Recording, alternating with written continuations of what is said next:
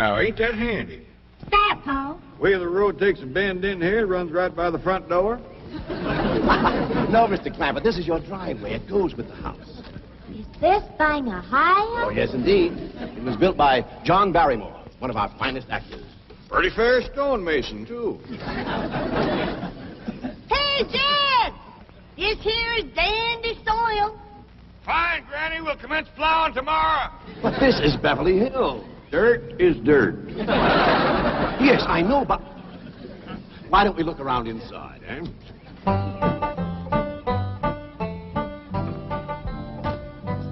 Well, here we are. I hope you're going to like this place I picked out for you. Maybe a trifle larger than what you're used to, but I feel a man with $25 million in my bank should live in a manner that... Come in, this is your home.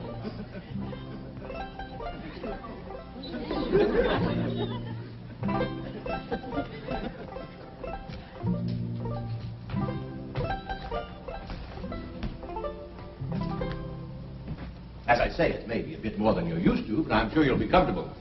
Now, my secretary will be over right away to help you with the hiring of servants or whatever problems you may have. She's a very efficient girl, Miss Hathaway. Jed? Jed? Jed? You and Jethro fetching my stove so I can get some victuals to cooking? You have a beautiful stove. Thank you. Fetch it in, Jed. You scare up some wood, Ellie. No, I mean you have a stove already installed in the kitchen. Where's that? I'll show you. Excuse us. Ellie, you go with Granny. She'll still need you to fetch some wood. Sure, Pa. Uncle Jed, guess what? There's a whole nother house up here. Guess we'll come down from there. Like as not that belongs to somebody else. Darn. This is your kitchen. Oh, and here's the stove. The last word in food preparation. And speaking of food, you'll find everything you could possibly want stored right in here. See? Huh? Well, I'll leave you ladies to your culinary delights. Au revoir. Bon appetit. Talks gibberish. You set a great deal of store in this here stove, Granny. Well, we'll see. Ellie, you run out and fetch some wood. I'll get a fire going in here and we'll see. Jethro, I hope it's all right for you to be missing school. Oh, sure, Uncle Jed. They ain't straight in the 5th grade. You in the 5th grade already? Starting this year. Don't seem like no time at all since I went with your ma to get you started in the 1st grade. You was 6 years old. No bigger than that. We drove clean over to Oxford so you could go to the same school your pa went to. You wouldn't know that town today, Uncle Jed. Oxford? Yes, sir. Well, that town has growed and spread out and built up and just kept getting bigger and bigger. Where today, why, I bet you there must be at least 3 or 4 dozen people living there. A place like that's all right to visit, but I wouldn't want to live there. Do you have any assistance? No, thank you, Mr. Drysdale. We were just talking about Jethro here getting back to school. Oh, well, we have some excellent educational facilities out here, Mr. Clampett. Where do you go to school, Jethro? Oxford. Yeah, you see, Jethro's ma, that's my cousin Pearl. She married an Oxford man, so naturally Jethro, he goes to school there, too. I'm the champion crawdad eater. At Oxford? Jethro put away 3 buckets of crawdads. 4. And he's learned to cipher and everything. Cipher some for Mr. Drysdale. 1 and 1's 2. 2 and 2's 4. 4 and 4's 8. I have to take off my shoes to get any further than that. Never mind. I'm sure we're thinking of 2 different Oxfords. You see, there's one that's very, very famous and very old. That's where Jethro goes to school. Been there since pioneer days. That's how come it got its name. It's where the oxen used to ford the river. Some folks took to calling it Oxenford, and later on got shortened to Oxford. Well, I'll be running. Oh, by the way, here are your keys. My secretary should be over very soon. Well, thank you very much, Mr. Drysdale, for everything you've been doing for us. Oh, it's my pleasure, Mr. Clampett. You see, I'm not only your banker, I'm your next-door neighbor. Well, say, now ain't that nice? Well, now, why don't you bring your missus over tonight for supper, and I'll have Granny whomp up a mess of grits and hog jowl. Well, you see, right now my wife is in Boston. Well, that's too bad. When'll she be back? Not too soon, fortunately. I'll see you later. Well, thank you, Mr. Drysdale. So long. Uncle Jed, you reckon one of these days I can have me a little bitty old taste of Granny's moonshine? Now, Jethro, you know the family rule about Granny's moonshine? You get your first taste on your wedding day and not before. Well, Uncle Jed, that might be an awful long time. I ain't even got me no sweetheart. How come? Why, back home, every time I get me a girl, one of them there big fellas would take her right away from me. Maybe out here in Beverly Hills. Paul, could I please have the axe? I gotta split some wood for Granny. Fetch it, Jethro. Ain't this place got a wood pile? Not that I can find, but I found a whole row of black old dead tree trunks, pretty near as high as this height. Is it kind of big for you to tackle? Well, shucks, no, Paul. They're only this big around, and all trimmed and topped and strung together with the black rope, so as no matter which one you cut, the others keep it from falling. Somebody had a right smart idea there. Just the same, I think I'd rather have Jethro do the cutting. Oh, Paul, let me. Cutting trees and chopping logs ain't no work for a girl. I'm just as strong as Jethro. You ain't neither. I am so. You ain't neither. I am so, too. You want to wrestle? Darn too. Now, here. That ain't no fair fight. Somebody's gonna get hurt. Now, yeah, you see? You're getting too rough. Jethro. A person can get crippled from a hold like that. Get up from there. I can't, Uncle Jed. You turn him loose and get up from there before I take the strap to the boot. Now, here, you get out there and chop down one of them tree trunks and saw Granny some nice logs. Yes, sir, Uncle Jed. Could have whooped you if you hadn't tripped me. Okay? Come back here and sit down. I want to talk to you. Whooped him fair and square, and I'll do it again. You won't. That's what I want to talk to you about. Ellie Mae, you're getting too big to wrestle with boys. I ain't as big as Jethro. Big that way, I mean, growed up. You're a young lady now. You gotta start minding your manners and fixing your stuff up real nice and wearing dresses. Paul, folks would call me a sissy. It ain't sissy for girls to act like girls. You see, Ellie, I raised you like a boy, and I was wrong to do it. I reckon every man liked to have a son, and you was my only young'un. And when your ma passed away, I just decided to turn you into a boy. By the time Granny come to help out, you was too wild to tame. By thunder, you could outrun, out-climb, out-fight, and out-shoot every boy in them hills. Still can, Paul. Yeah, but it ain't fitting. It ain't right for folks to go against nature. Now look at old Duke here. Reckon we could turn him into a cat? Of course not. That's right. Because nature made him into a dog. It's the same way nature made you into a girl. Here lately, she's getting more and more positive about it. You mean my ears is grown? No, nothing like that. You're pretty. Oh, Paul.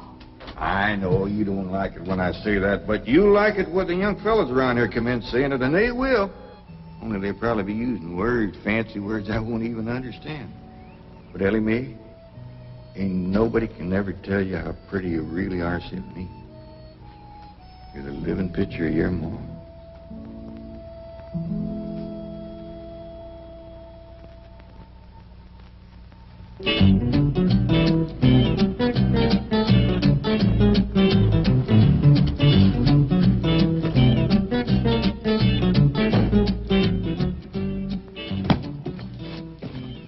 still here? I thought you were going up to the Clampett estate. I didn't think it prudent for us both to be absent simultaneously. In the event of crises... The only crises you have to worry about right now is keeping Mr. J.D. Clampett happy. Now get up there. Tell me, how did you like the flamingos?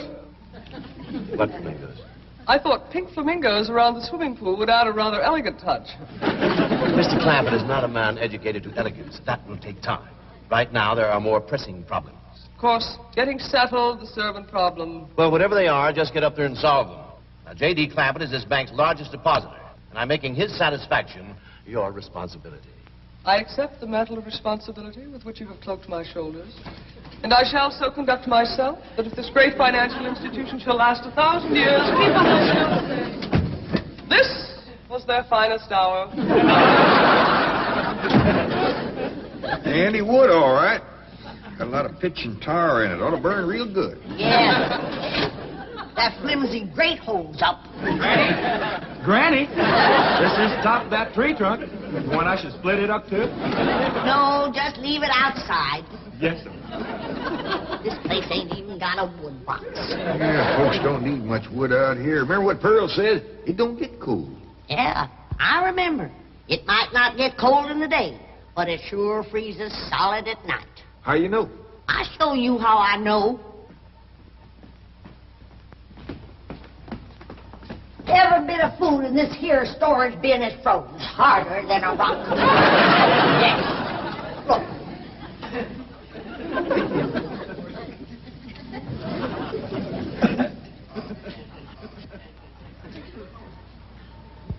Mighty thin-skinned hog.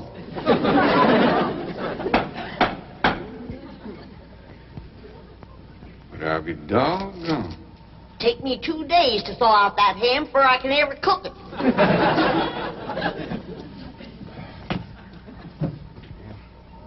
People ought to know better than store food up against the north wall. Tomorrow we'll dig us a root cellar and we put all this stuff in it. Jethro, go on out there and catch us a chicken. Okay, Uncle Jed. How you know we got chicken? Place this size is bound to have chickens. Ain't all frozen.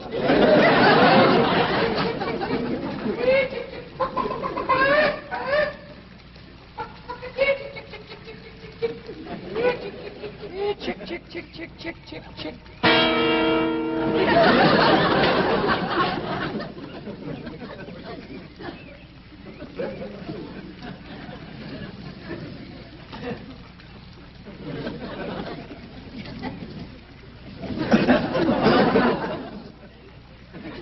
I eat a chicken. Here's that bucket. You want it? You take it, Ellie. See if you can find a creek. I gotta have some water. You know a pump on this place? It ain't even got a well. Uncle Jed, Uncle Jed. Yeah, boy. Did you find a chicken? I found something. I ain't sure if it's a chicken, a goose, a duck, or what. Where is it? I couldn't catch it. That thing can outrun a jackrabbit. There ain't no goose or duck. Must be a chicken. If it is, Ma was right about things growing bigger out here. That thing was this high. A chicken? Ah, Jethro. Honest, it's got legs this long. Dibby's on the drumstick. Drumstick ain't much. Whoever gets that neck is eating from now on. Commences here and runs plumb up to here. You ain't forgot what I said about Granny's jug of liquor. I ain't been to Granny's jug. You have your in first. Honest, cross my heart. Where'd you see this chicken? Down by the cement pond. Cement pond. Uncle Jed, that pond is the fanciest thing you ever did see. Why, they is steps. So's the cattle can walk right down into it and get a drink. And up at one end, there's a lady standing there made out of rock. And she's a-pouring water out of a jar right into that cement pond. Oh. Well, that's how come that big old pink chicken to get away from me. Flew right over the top of that there rock lady, landed in that pond, and swam like an otter. Just flapping them big old pink wings and hollered. What color did you say that chicken was? It's pink. Ain't I told you that stuff would stunt your growth? Miss Granny, I didn't touch a drop. You and me is going to the woodshed. Jethro, you swear to be telling the truth? So help me, Jefferson Davis. You take your hat off when you speak of the president. Granny, he ain't president no more. I'll have no Yankee talk in my kitchen. Now, Jethro, you and me is going back out there and corner that chicken. Granny, you get your fire to going. Ellie Mae, you sweep up out front and keep your eyes open for that Miss Hathaway. I'm counting on her to take you in hand and get you in the right kind of clothes. Come on.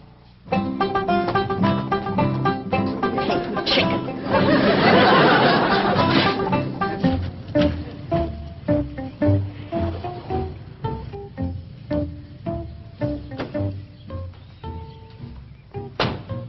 You there, young man? I ain't a young man, but I sure do thank you for thinking so. Good heavens, you're a girl. Yeah. I'm Jane Hathaway, executive secretary to Mr. Drysdale. And you, I take it, are a domestic of some sort? Cleaning girl, housemaid? Just what are your duties with Mr. Clampett? Well, he sent me out here to sweep up, but he said you'd take me in hand and get me the right kind of clothes and everything. Indeed, I shall. We have a complete servant's wardrobe from chef to chauffeur. Come with me. What in the name of Thomas Chippendale is this? Has Mr. Clampett seen this disgraceful and unsightly mound of debris? Oh, yes, ma'am. This is all his. Oh, what charming antiques. Just like you said, Jethro. Rock lady pouring water into a cement pond. Yes, sir. And over there's where I seen that great big pink chicken. Only thing is, it don't sound like a chicken. It makes a kind of hollering noise.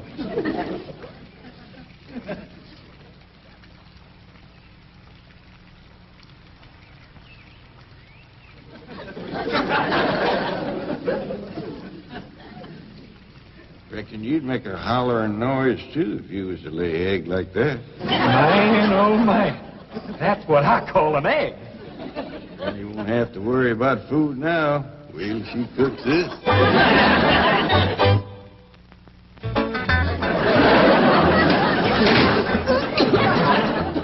That same city stove don't draw worth nothing. Granny, look at this egg. What's all the smoke? Stove don't work. Probably just a stuffed-up flue. Ain't got a flue. Ain't even got a stovepipe. Well, I'll get the shovel and a hoe and rake it out of there. Here, you keep this egg.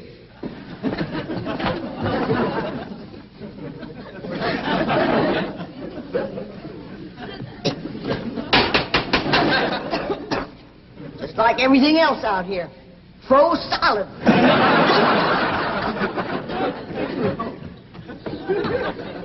Really, my dear, you look quite charming. Well, I feel like a dead blank fool. Oh. Just a moment. Yes, sir, and I'll be right back. Oh, that was my Pa. I take it he's a gardener. Oh, yes, ma'am. Pa just can't wait to commence gardening. Perfect. However, as though I admire his enthusiasm, I must forbid him access through the main entrance. Now, tell me about the rest of the staff. Is there a chauffeur? A what? Someone who does the driving. Oh, yes, ma'am. That's Jethro. Of course, I don't reckon he can stay around very long. He's got to get back to Oxford and go to school. Oxford? He attends Oxford University? Well, he just calls it school. Pa went to school there, too. Oh, yes. Old school time. Great pride, those Oxford men. Sorry I couldn't stop before. Granny was having trouble in the kitchen. Pa, do I have to wear this here stuff that Miss Hathaway... No, there can be no appeal from Mr. Clampett's orders. Thank you, ma'am. Glad to see you taking a firm hand. Ellie Mae, that's right pretty. Makes you look taller. She's got me walking on pegs. Well, run in and show Granny. And get rid of those old clothes, dear.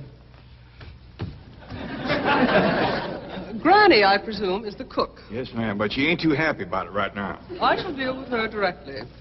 Now, let's see. Maid, gardener, cook, chauffeur. Oh, I understand Jethro is an Oxford man. You bet he is. I'm quite anxious to meet him. Don't blame you. Fine-looking young feller. Single, too. And he's on the lookout for a girl. Oh. I am only interested in the intellectual rapport which I would naturally have with an Oxford man. I presume you went to Eton as a boy. If I know Jethro, he went to Eton the minute he was born. Yes, of course. I suppose his father matriculated him. I kind of think maybe it was his ma. Oh, well, no matter. At any rate, he's an eating man. That he is. Matter of fact, Jethro won the eating championship. How marvelous. What was he champion of? Eating. Yes, I know. But what was it? Cricket? Oh, no, it was crawdad. I don't think even Jethro would eat crickets. I was referring to the game of cricket. Kid, where's the axe? I bet you, Granny, you talk to Miss Hathaway. And just why does Cook need an axe? I've hit this with everything I could lay a hand to. I even whomped it with an iron skillet. You are supposed to hit it with a croquet mallet. All right, where is it? I don't think I'll tell you. There is a time for work and a time for play. Now then, what are we cooking for Mr. Clampett? Well, I don't know what you're cooking him, but if he wants any victuals from me, somebody better shoot a possum. Possum? You got a better idea? But of course, a nice big fluffy souffle. All right. You shoot it and you skin it. You don't even know what a souffle is. What kind of a cook are you? I'm a cook with a stove that don't draw, food that's froze solid, chickens that can't be caught, eggs that can't be broke, and a smart alecky city woman telling me my business. That's what kind of a cook I am. Mind your tongue, little woman. I can have your job. You sure can, and the sooner the better. Jethro's coming, and just wait till you see what he's got. Thank heaven. Now I can have an intelligent conversation. Look, Granny, I caught that big chicken. I hope it ain't as tough as its egg. That is a flamingo. Oh, no, ma'am. That's my nephew, Jethro. Jethro, say hello to Miss Hathaway. I did, ma'am. This the big dangest chicken you ever did see. You go to school at Oxford? Yes, ma'am. I'm in the 5th grade. Stop bragging and wring that chicken's neck. Ellie Mae! No, stop, you barbarian. Don't harm one feather of that beautiful bird. I've taken just about as much as I'm going to take from you. Yeah, Granny. Ellie, you get the fire going under the big kettle outdoors. Young lady, where is your maid's uniform? I ain't going away. Oh, yes, you are. No, I ain't. Oh, yes, you are, if I must subdue you forcefully. I wouldn't try that. Don't! Tried to tell you. I'll set on her, Ellie. You get the fire to go. Now, here, Granny. Come on, let her up. Get off of her. You are discharged! All of you! That! Fired! I am the most incompetent, insubordinate, belligerent group of domestics it has ever been my misfortune. Hathaway! Ah, Chief! You're just in time to help me take disciplinary action. You're fired. I've already told them. Not them, you. These people are the Clampetts. Clampett? Yes, that's right. Now go back to the office and pick up your severance pay. You are through. Now, Mr. Drysdale, hold on a spell. I reckon there's been a kind of a misunderstanding. But this little lady's been a right big help to us. Why, she fit in just like one of the family. Matter of fact, her and me is going out hunting. Ain't that right, Miss Hathaway? Yes, indeed. Yeah. Jethro, you can take that pink chicken back out to the cement pond. We're going out and shoot us a nice big fluffy souffle.